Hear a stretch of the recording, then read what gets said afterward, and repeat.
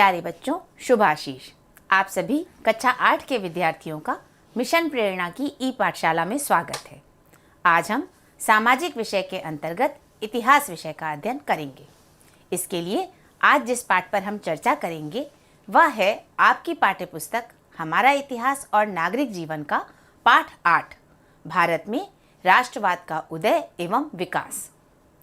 इस पाठ को हम 3 भागों में बांटकर अध्ययन करेंगे। आज इस पाठ के पहले भाग में हम राष्ट्रीय भावना के विकास के कारणों पर चर्चा करेंगे और जानकारी प्राप्त करेंगे।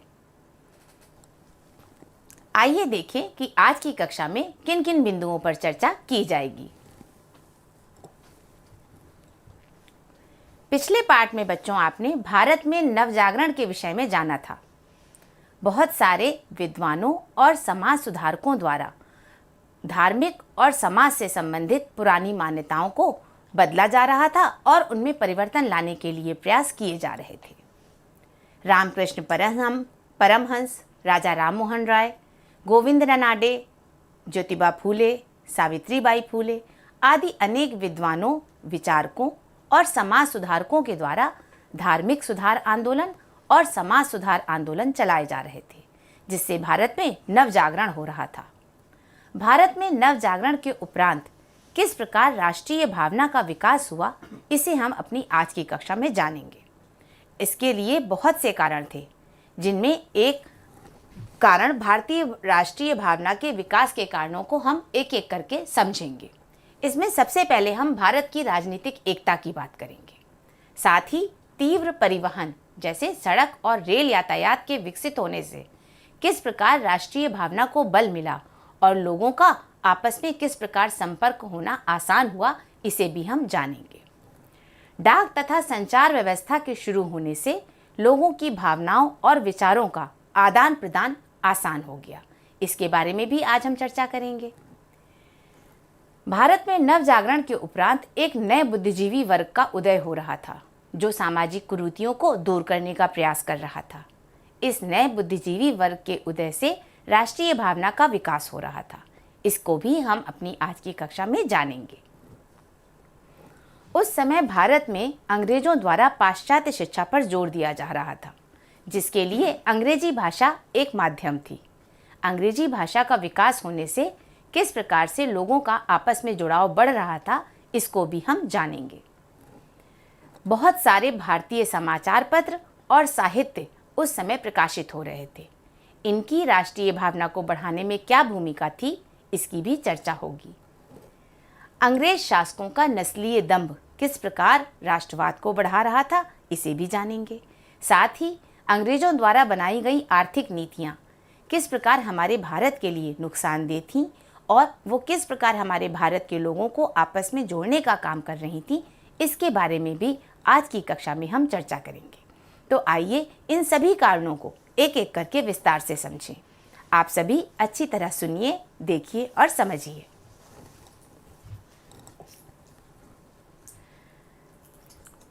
बच्चों, हमने अपनी पिछली कक्षा में जाना है कि भारत में अंग्रेज व्यापार करने के उद्देश्य से आए थे।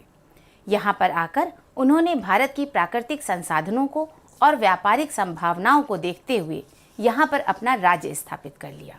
उन्होंने भारत के राजाओं और नवाबों के साथ अनेक प्रकार की संधियां करी, अनेक तरह के नियम कानून लागू किए, एक्ट लागू किए और इस तरह से पूरे भारत पर अपना अधिकार कर लिया और पूरी भारतीय जनता को अपना गुलाम बना लिया।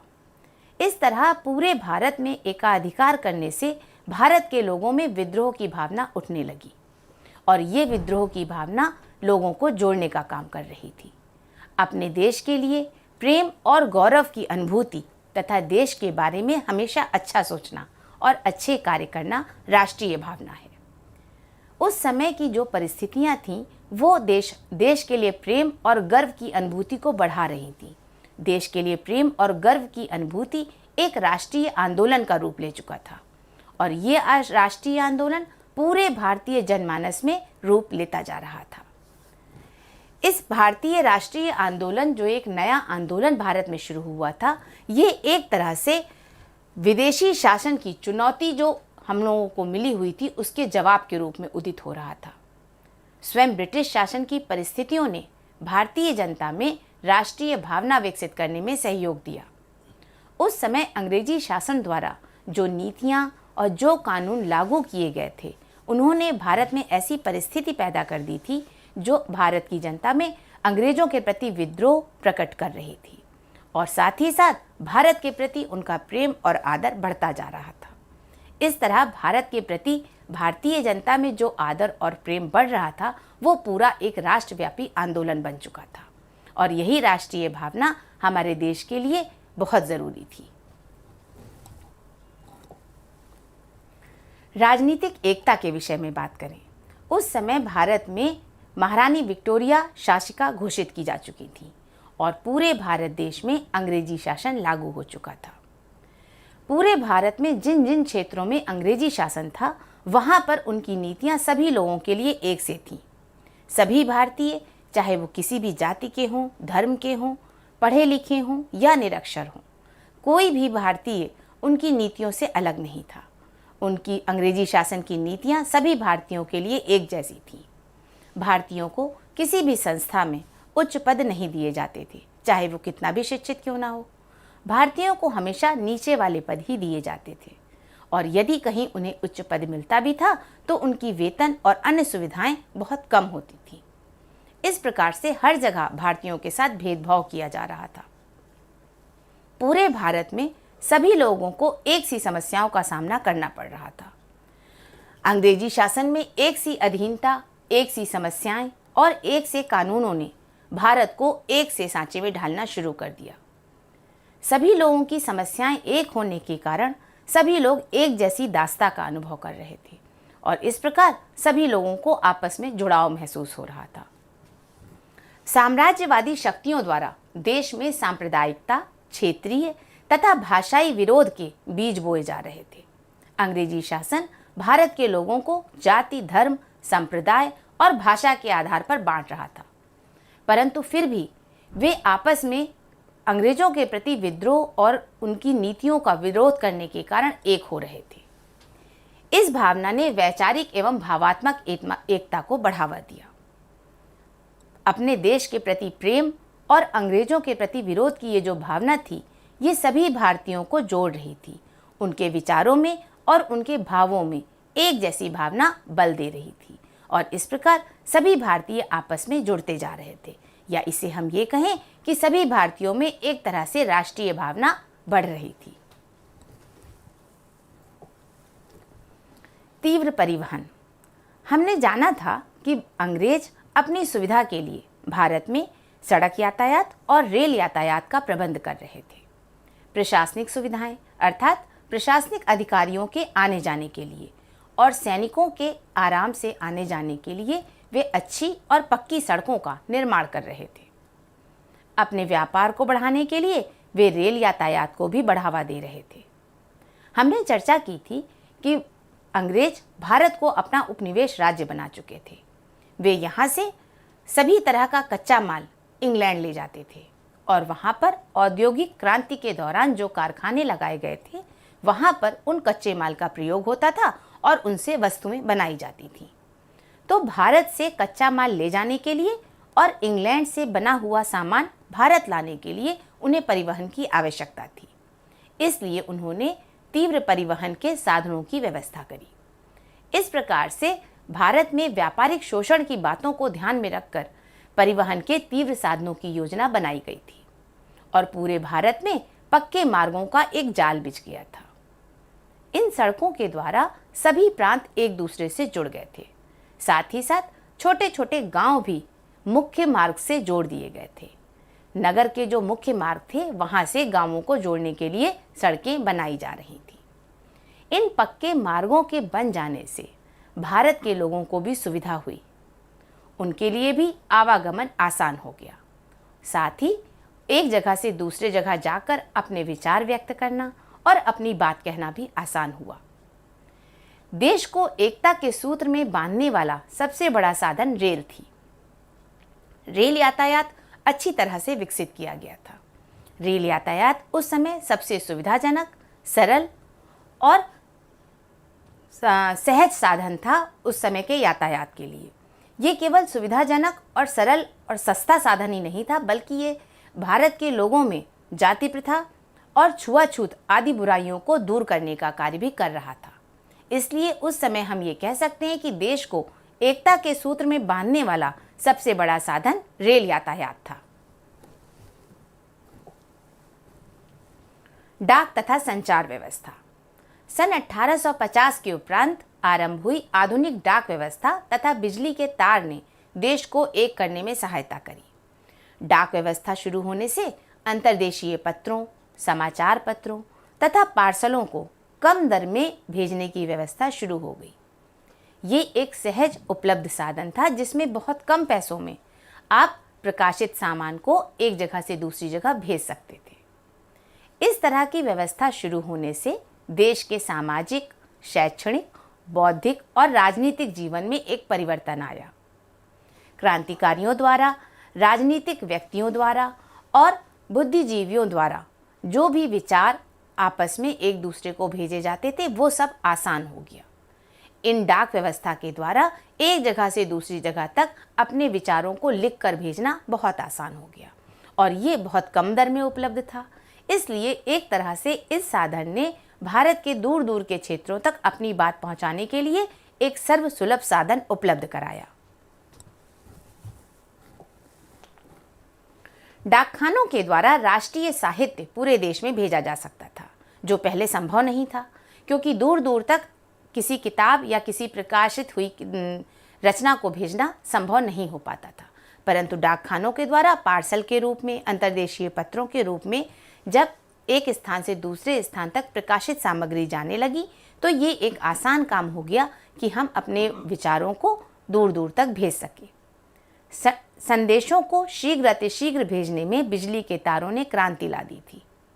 आधुनिक संचार साधनों से भारत के विभिन्न भागों में रहने वाले लोगों को एक दूसरे से संबंध बनाए रखना आसान हो गया।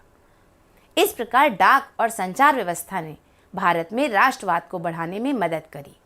भारत के दूर दराज के क्षेत्रों में रहने वाले लोग भी आपस में एक दूसरे से भावनाओं और विचारों के द्वारा जुड़ने लगे, क्योंकि वे आसानी से एक दूसरे से बात कर पाते थे, अपनी भावना उन तक पहुंचा पाते थे और इन सब माध्यमों ने पूरे भारत में राष्ट्रीय भावना को विकसित करने में बहुत मदद करी।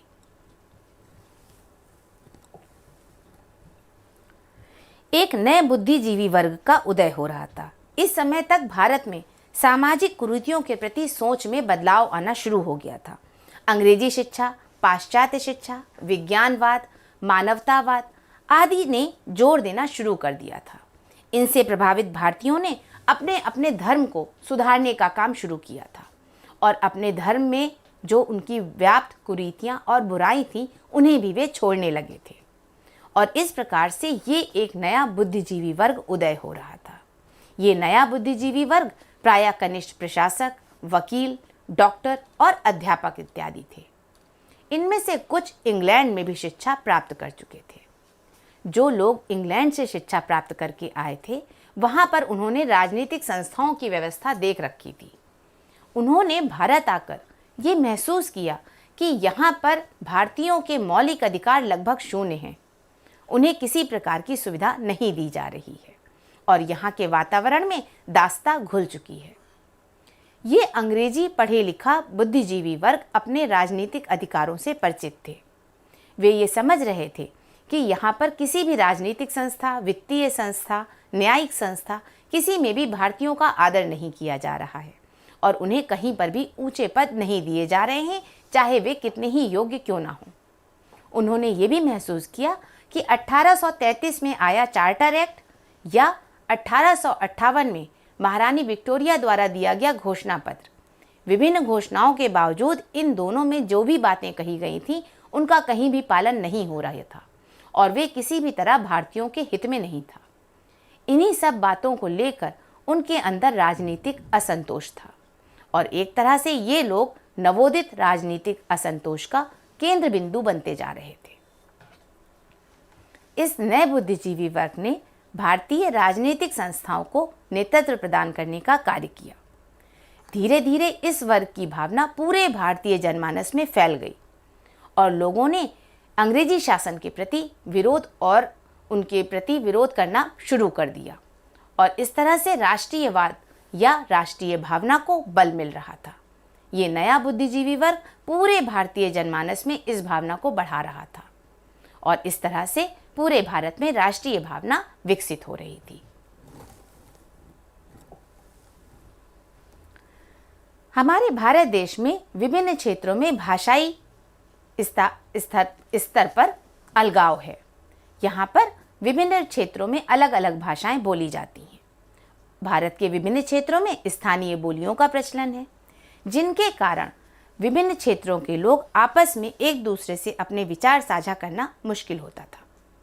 परंतु अंग्रेजों द्वारा अंग्रेजी भाषा के माध्यम में शिक्षा देने का प्रचलन किया जा रहा था। अंग्रेजी भाषा को माध्यम के रूप में प्रयोग करके वे शिक्षा की नीति बना रहे थे। अंग्रेजी भाषा के प्रयोग से जब लोगों में सभी लोगों को अंग्रेजी माध्यम आने लगा तो उनके लिए आपस में एक दूसरे को विचार व्यक्त करना आसान हो गया और विभिन्न भाषाई क्षेत्रों के मध्य अंग्रेजी ने एक संपर्क भाषा की भूमिका बनाई। लॉर्ड मैकाले ने भारत में अंग्रेजी माध्यम की शिक्षा की नीति बनाई थी। वे भारत में अंग्रेजी साहित्य और अंग्रेजी माध्यम से शिक्षा देने की नीति बना रहे थे। जब उन्होंने इस नीति को बनाया था तो उसका उद्देश्य ये था कि इस तरह से जो व्यक्ति तैयार होंगे वे आत्मा और आस्था दोनों से ब्रिटिशवादी होंगे और एक तरह से अंग्रेजी शासन के समर्थक होंगे। उनका ये अनुमान बहुत हद तक सही भी निकला, परंतु अंग्रेजी भाषा एक माध्यम के रूप में जब सभी लोगों के द्वारा जानी जाने लगी तो यही माध्यम लोगों के लिए जुड़ाव का एक जरिया बना और एक दूसरे को अपनी बात पहुंचाने में उन्हें आसानी होने लगी। इस कारण से कश्मीर से दक्षिण तक सभी क्षेत्रों के निवासी अपनी बात एक मंच पर रखने में सफल हुए और अंग्रेजी भाषा लोगों के बीच एक संपर्क भाषा के रूप में विकसित होने लगी।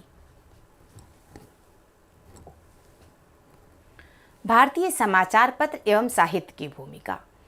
हमने पिछले पाठ में जाना था कि भारत में नव जागरण के उपरांत बहुत सारे विद्वानों और समाज सुधारकों के द्वारा विभिन्न तरह की प्रकाशन किए जा रहे थे। इनमें समाचार पत्र और साहित्य थे। इन सभी के द्वारा वे अपनी बातों को रखते थे और लोगों में देश के प्रति प्रेम की भावना को बढ़ाते थे। भारत में राष्ट्रीय भावना के विकास में भारतीय समाचार पत्रों एवं साहित्य की महत्वपूर्ण भूमिका थी। इनके द्वारा भारतीयों में देशभक्ति की भावनाओं का, आधुनिक आर्थिक, सामाजिक और राजनीतिक विचारों को रखा जाता था और उनका प्रचार प्रसार किया जाता था। ये साहित्य सभी को आसानी से उपलब्ध हो जाते थे और इन साहित्य को पढ़कर लोगों में देश के प्रति प्रेम की भावना का विकास होता था। उनको विभिन्न प्रकार की जो आर्थिक नीतियाँ, सामाजिक और राजनीतिक नीतियाँ अंग्रेजी शासन द्वारा चलाई जा रही थीं, उनका ज्ञान होता था और वे समझ पाते थे कि वे किस तरह से भारत के लिए नुकसानदेह हैं और इस प्रकार से उनमें देशभक्ति की भावना को बल मिलता था। उस समय प्रकाशित होने वाले राष्ट्रवादी समाचार पत्रों में संवाद कौमुदी, सोम प्रकाश, बंगदूत, केसरी, हिंदू एवं अमृत बाजार पत्रिका आदि प्रमुख थे और इसी प्रकार साहित्य रचनाओं में आनंद मठ, भारत दुर्दशा एवं गीतांजलि आदि प्रमुख थे। और भी बहुत से ऐसे राष्ट्रवादी समाचार पत्र और साहित्यिक रचनाएं थीं जो उस समय प्रकाशित होती थीं और उनमें देश प्रेम से ओतप्रोत लेख निकलते थे, जिन्हें पढ़कर लोगों की भावनाओं को बल मिलता था। बच्चों, आप सभी अपने विद्यालय में प्रार्थना के समय राष्ट्रगान और राष्ट्रगीत करते हैं। हमारा राष्ट्रगान जन गण मन रविन्द्रनाथ टैगोर की साहित्य रचना गीतांजलि से लिया गया है। इसी प्रकार हमारा राष्ट्रगीत वंदे मातरम आनंद मठ नामक साहित्य रचना से लिया गया है। ये बंकिम चंद्र चटर्जी की एक साहित्य रचना है। इनके द्वारा आज भी भारत के लोगों में देश प्रेम की भावना को बल मिलता है और इनको सुनकर हमें आज भी अपने देश के लिए सब कुछ निछावर कर देने की भावना उठती है। इस प्रकार हम ये कह सकते हैं कि उस समय प्रकाशित राष्ट्रवादी समाचार पत्र और साहित्य रचनाएं लोगों की देश प्रेम की भावना को बहुत बढ़ा रही थी और उनमें अपने देश के प्रति गर्व की अनुभूति को ज़्यादा बढ़ाती थी। अंग्रेज शासकों का नस्लीय दंभ। अंग्रेज शासक सदा से ही अपने को श्रेष्ठ समझते थे। उस समय भारत में अशिक्षा, सामाजिक कुरीतियाँ, आर्थिक पिछड़ापन आदि थे और इन्हीं सब के कारण अंग्रेजों ने भारत पर एकाधिकार कर लिया था। पूरे भारत पर उनका शासनाधिकार हो जाने के कारण अंग्रेज शासक भारतीयों को तुच्छ समझते थे और ये भारतीयों को तुच्छ समझे जाने की जो भावना थी, यही भारतीय लोगों को आपस में जोड़ने का काम कर रही थी, क्योंकि पूरे भारत में हर जगह पर एक जैसी समस्याएं लोगों को सहनी पड़ रही थी। भारत में राष्ट्रीय भावनाओं के विकास का एक महत्वपूर्ण कारण अंग्रेजों की जातीय श्रेष्ठता का दंभ था। उस समय भारतीय लोगों को यूरोपीय क्लबों में जाने की इजाज़त नहीं थी। ऐसे क्लब जहाँ पे यूरोपीय लोग जाते हों, वहाँ पर भारत के लोग नहीं जा सकते थे। साथ ही साथ भारतीयों को गाड़ी के उस डिब्बे में यात्रा करने की अनुमति नहीं होती थी जिनमें यूरोपीय यात्री जा रहे हों। ये सारा अपमान भारतीयों को सहना पड़ता था और इनके द्वारा सभी को ये महसूस होता था कि अंग्रेजों को अपने देश से बाहर निकालना बहुत ज़रूरी है और इसी के कारण पूरे भारत के लोगों में राष्ट्रीय भावना का विकास हो रहा था। आर्थिक राष्ट्रवाद में हम ये जानेंगे कि किस प्रकार अंग्रेजों की आर्थिक नीतियाँ भारत के लिए किसी भी तरह से फायदे की नहीं थी। अंग्रेजों की पक्षपातपूर्ण आर्थिक और राजस्व नीति की प्रतिक्रिया के रूप में भारत में राष्ट्रवाद का उदय हुआ।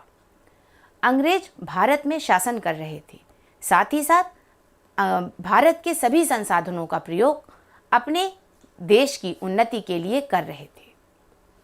हमने जाना था कि अंग्रेजों ने भारत को अपना उपनिवेश राज्य बना लिया था। वे यहाँ से सभी कच्चा माल इंग्लैंड भेजते थे और वहाँ से चीज़ों को बनवाकर भारत में लाकर महंगे दामों में बेचते थे। उनकी जितनी भी आर्थिक नीतियाँ थीं, वे सभी इस तरह से कार्य करती थीं कि उसमें केवल इंग्लैंड और ब्रिटिश शासन का ही फायदा होता था। वे किसी भी तरह से भारतीय अर्थव्यवस्था को मजबूत नहीं बनाती थीं। भारत की सभी आर्थिक नीतियाँ, चाहे वो किसी भी विषय से संबंधित हों, उद्योग, वित्त, कृषि, शुल्क, विदेशी पूंजी निवेशन, विदेशी व्यापार, बैंक व्यवसाय इत्यादि सभी नीतियाँ, जितनी भी नीतियाँ अंग्रेजों ने बनाई थीं, वे सभी अंग्रेजी शासन की अर्थव्यवस्था को मजबूत बनाती थीं और साथ ही साथ भारतीय अर्थव्यवस्था को बहुत कमज़ोर करती जा रही थी। अंग्रेजी शासन सदैव ऐसे कार्य करते थे जो इंग्लैंड और ब्रिटिश शासन के हित में होते थे। अगर कभी भी भारतीय हितों और अंग्रेजी शासन के बीच में कोई टकराव होता था तो बलि सदैव भारतीय हितों की होती थी। व्यवस्था कुछ इस प्रकार बनाई गई थी कि भारतीय अर्थव्यवस्था दिन पे दिन कमज़ोर होती जा रही थी। इस बात का जिक्र उस समय की साहित्य रचनाओं में भी मिलता है। दादा भाई नौरोजी द्वारा लिखी गई पुस्तक the poverty and un British rule in India में इस बात का जिक्र किया गया है। उन्होंने द थ्योरी ऑफ ड्रेन में बताया है कि किस तरह से अंग्रेजों द्वारा बनाई गई नीतियाँ भारत की अर्थव्यवस्था के लिए फ़ायदेमंद साबित नहीं हो रही थी और जब कभी भी भारतीय हितों का बलिदान हमेशा अंग्रेजी शासन देता था और इंग्लैंड की उन्नति के लिए ही सभी नीतियों को बनाते थे। इस प्रकार इस सारी चर्चा में हमने जाना कि अंग्रेजी शासन द्वारा जो भी व्यवस्था की जा रही थी वह भारत के हित में नहीं थी। उससे हर तरह से केवल अंग्रेजी शासन और ब्रिटिश लोग ही उन्नति कर रहे थे। सारी व्यवस्था इंग्लैंड को ध्यान में रखकर बनाई जाती थी। भारतीय लोगों की हितों को कहीं पर भी ध्यान नहीं दिया जाता था। आइए जानें कि आज की कक्षा में हमने किन किन बिंदुओं पर चर्चा की। हमने भारत की राजनीतिक एकता के विषय में जाना। हमने जाना कि उस समय तक महारानी विक्टोरिया शासिका थीं और उन्होंने पूरे भारत में एक जैसे कानून लागू कर रखे थे, जिससे पूरे भारत के लोगों को एक सी दास्ता का अनुभव हो रहा था और एक सी समस्याओं का सामना करना पड़ रहा था, जिसके विरोध में भारत के लोग एक होते जा रहे थे। तीव्र परिवहन की व्यवस्था की गई थी। तीव्र परिवहन के आ जाने से सड़क और रेल यातायात आ गया था, जिससे लोगों को आपस में संपर्क बनाना आसान हो गया था। डाक तथा संचार व्यवस्था ने लोगों के विचारों और भावनाओं को जोड़ने का काम किया। नए बुद्धिजीवी वर्ग का उदय हो रहा था, जो समाज में व्याप्त कुरीतियों को दूर करने का प्रयास कर रहे थे। ये बुद्धिजीवी वर्ग इंग्लैंड में शिक्षा प्राप्त कर चुका था और वहाँ की राजनीतिक व्यवस्था को देख चुके थे।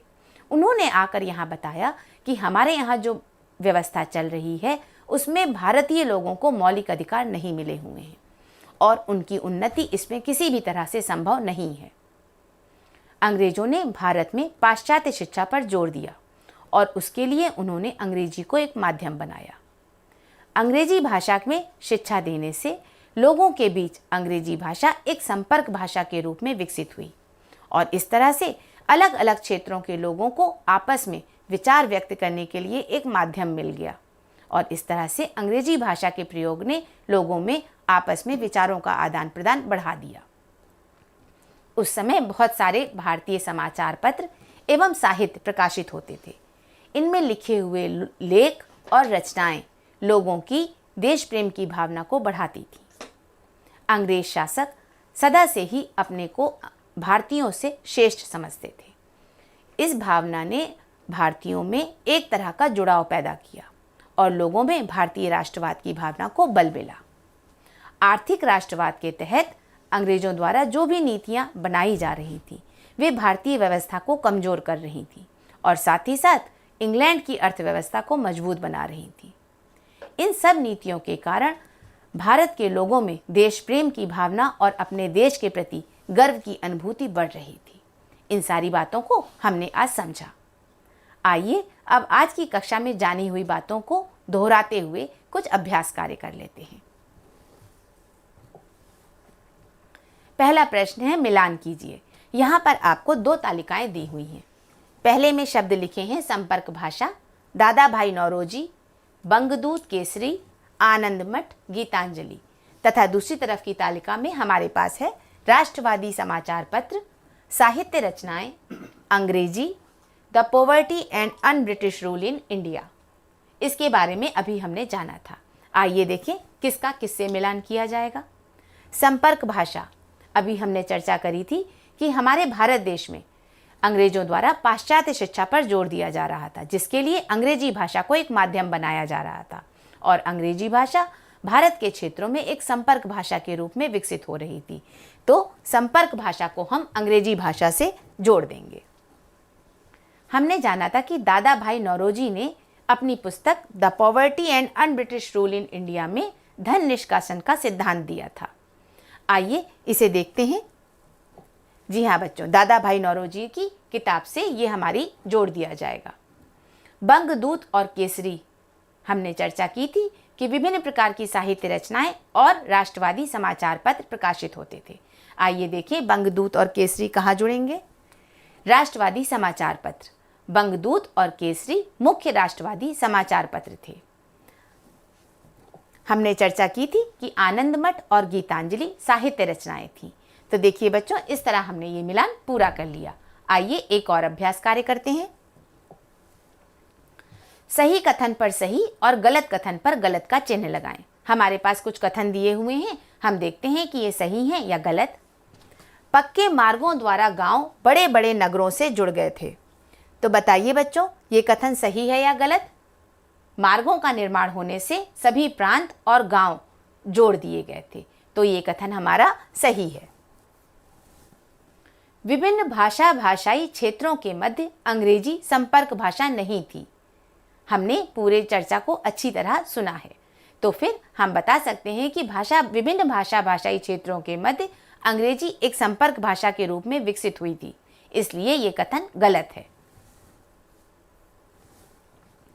देश को एकता में बांधने वाला सबसे बड़ा साधन रेल थी। हमने जाना था कि तीव्र परिवहन की व्यवस्था अंग्रेजों द्वारा की गई थी, जिसमें उन्होंने रेल यातायात पर जोर दिया था। उस समय रेल सबसे सुलभ साधन थी और देश को एकता के सूत्र में बांधने के लिए सबसे बड़ा साधन थी, तो ये कथन हमारा सही है। चौथा कथन है, भारतीय लोगों को यूरोपियन क्लबों में जाने की आज़ादी थी। बच्चों, हमने चर्चा में जाना था कि भारतीय लोगों के लिए नियम कानून सख्त थे। भारतीय लोगों को उन यूरोपियन क्लबों में जाने की आज़ादी नहीं थी जहां पर अंग्रेज जाते हों। तो ये कथन हमारा गलत है। संवाद कौमुदी, सोम प्रकाश, बंगदूत आदि राष्ट्रवादी समाचार पत्र थे। हमने तालिका के द्वारा राष्ट्रवादी समाचार पत्र और साहित्य रचनाओं के बारे में जाना था। हमने जाना था कि संवाद कौमुदी, सोम प्रकाश, बंगदूत आदि राष्ट्रवादी समाचार पत्र थे जो उस समय प्रकाशित होते थे और राष्ट्र प्रेम की भावना को बल देते थे। तो ये कथन हमारा सही है। इस तरह बच्चों हमने अपना ये अभ्यास कार्य पूरा किया।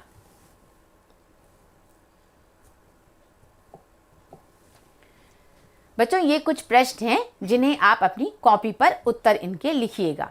आपने पूरी चर्चा को ध्यान से सुना है, आप इनका उत्तर जरूर लिख पाएंगे। उत्तर लिखने से पहले एक बार पाठ्य पुस्तक से आप इस पाठ को दोहराइएगा। पहला प्रश्न है, राष्ट्रीय भावना के विकास के कारणों की सूची बनाइए। वो सभी कारण जिन पर आज हमने चर्चा की है उनकी एक सूची बनानी है। दूसरा प्रश्न है, डाक तथा संचार व्यवस्था से किस प्रकार राष्ट्रवाद को बढ़ावा मिला।